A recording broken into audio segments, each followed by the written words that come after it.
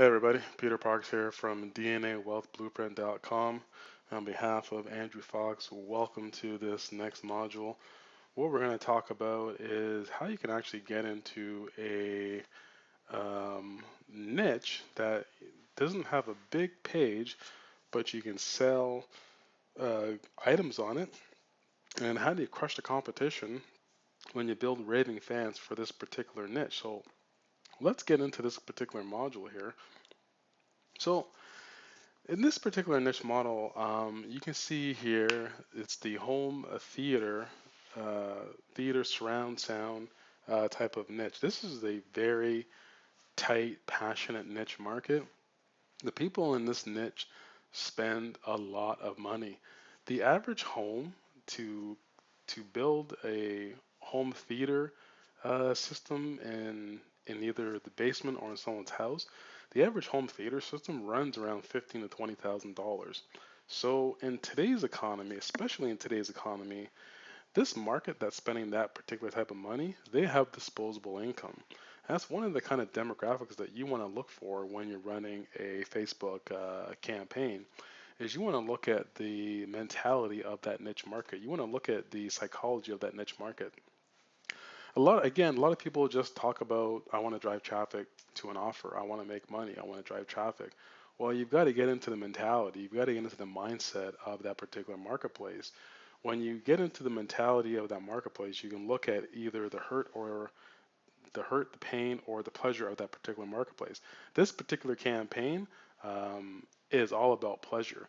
It's all about attacking the pleasure centers. It's all about creating ads that are along that particular line. They're very congruent with this particular marketplace, and that's really how you want to run your ads. Now, physical products are great to sell around Black Friday, Cyber Monday.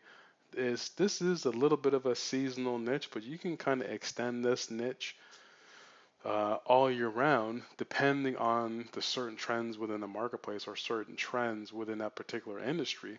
And you can turn this into an almost evergreen type of market because, especially around Black Friday, Cyber Monday, everybody is searching online to see what the big sellers are doing, and they're seeing what kind of deals there are out there. And this is the chance where you can position your ads in front of your marketplace to buy from you. So why wouldn't you really take advantage of that? So if you can see here, this is a page 15,000 strong. You've got a beautiful cover image. You've got people talking about this page. It's set up in a very tight niche. That's kind of one of the prerequisites. So where do you think I'm gonna go to to go find a item that's gonna pay me well? Well, I could have did two different things here. I could have ran a CPA offer for this particular niche market, and I could have did a giveaway type of an offer. I could have built a list in this particular marketplace. There's a couple things that I could have done, but with for speed of essence, for this particular campaign that was set up, you want to really be able to leverage your competitors' fan pages, and you want to be able to create ads around your competitors' fan pages. That's not my fan page, by the way. So if you're thinking about it, that's not mine. I know whose it is. It's a competitor in this market space. I've targeted them previously in the past, and to some really good results. So I went to Amazon, and I mean, ultimately, Amazon is a no-brainer for this particular type of market. Why did I go to Amazon? I went there for the congruency factor, I went there for the authority factor, and I went there for the trust factor. Every single person on the face of the planet, literally, they should know Amazon, especially in this particular marketplace. Where I did my demographic targeting, especially, they're going to know Amazon. Amazon basically does all the heavy lifting for me. I just have to write the creative ad to get them over to go buy. So that's kind of really what you want to do. It's hot. It's very easy to do, and let's see how the offer actually worked. So when you're looking at the offer here, when you look at number one, you want to make sure you already have a fan page that you can leverage to run ads uh, against your competitors. Now, I would never run an ad to a competitor's fan page. What I would do is I want to leverage the competitor's fan page and show them that I can take and I can bleed their traffic back to my particular fan page, which is what I did. You know, it's called like fan page jacking, fan wall jacking, whatever kind of terminology all these, most of these internet marketers are coming out with. Basically, what you want to do is you want to look at your competitor's fan page. You want to take that competitor's fan page. You want to position your fan page as a place of authority, as a place of trust, while engaging with your competitor's fan page and having people come back to your fan page so you can run targeted posts to that particular person. This is a very slick procedure. It's something that a lot of people don't know how to do. I'm going to show you how the actual campaign works. So with these elements here, you look at number 2, you want to have a very strong call to action with an amazing offer in your ad copy, because ultimately at the end of the day, it's all about getting the click to go over to Amazon and to buy. You got to make it really easy on yourself. So if you understand the psychographics of your particular niche market, you understand the demographic of who you want to target, you're going to do very well when it comes to running a direct linking campaign, by the way, to Amazon. Now, when I said a direct linking campaign, you can run a direct linking Amazon campaign on Facebook right directly to Amazon. Facebook loves Amazon. You can set up your campaign that you're running your ad off of a post from Facebook fan page as well. They both work. They both work very well. But I'm just breaking down the elements of what you really need to have. So if you see here, when you get your first ad worked up and you get a really good click-through rate, it's time for you to run a split test and run the same ad, varying just only your demographic. Now, if you see here, when I show you the next slide, what happens here is I ran this first ad. I got a pretty good click-through rate. If you look at the actual CPMs, what I was getting, you can understand how well the offer was. This was a great offer to run anytime for me to actually run this offer, because what actually happens is in this particular niche, people are very responsive. They spend a lot of money, and this is a good target niche to run for seasonal offers as well. So there is a fan page built on this particular campaign.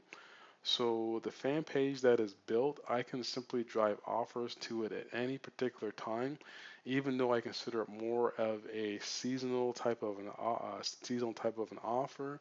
I could actually build this out into an evergreen type of an offer, because ultimately what you always want to do is just simply build up engagement in little small chunks.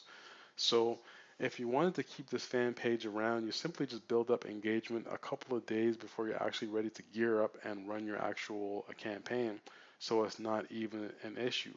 But let's go back, because I want you to see some certain things there. If you look at my click-through rate there, you see it's like a 1.93%. You look at my CPMs are like literally like 6 cents. You'll see that I'm targeting in the States, I'm targeting 35 to 50-year-olds, targeting males, I'm targeting they're in a relationship or they're married. There's a specific demographic and a psychographic that I was looking for in this particular ad copy, which helped me get the clicks that I actually got because of these elements that were built in, which is very, very, very important. Now, if you look at the actual, if you look at what's going on here, the difference with this particular ad that I wrote that I split tested, the difference I changed here was 5 years. And this worked out actually a little bit better for me as far as pulling in higher conversions. I targeted 34 34 to 45-year-olds in this particular ad. And the other one, it was the 35. If you noticed in the other ad, it was sorry, it was 35 to 34 to 50. So just that one little difference helped pull in higher conversions. And when you look at my conversions, you'll see there the conversions are, sorry, the click-through rate is well over 3%. And the CPMs is very, very, very, very dirt cheap. Now, the thing you have to understand there is if you don't split test, you'll never know. So you've got to split test. If I didn't split test this offer, I would have never known. If I didn't split test this offer, I would have never made the money that I did off of this particular campaign. This was a literally on average over $1,000 purchase because not only did the people buy this particular system that I drove into, this particular home theater system, but they bought the accessories on top of it. So my average order was over $1,000 for this particular offer, and I really didn't spend a lot of money on this particular campaign. I mean, this offer was costing me literally pennies per CPM to run, and the ROI was incredible. And when at the end of the day, all it took was really just a couple of sales to, I mean, get an ROI of like into the thousands. So that's kind of huge. Now, if you look at the ad itself, the third thing that made this ad pop, the third element, was you always want to be asking a question within your ad. Trust me, it works. Just do it. This is the top thing I always do in every one of my niche markets is when I write my ad copy is I'm always asking a question and I'm always trying to do either something causing controversy, try to be combative, or trying to say, do you love something? Because that works the absolute best.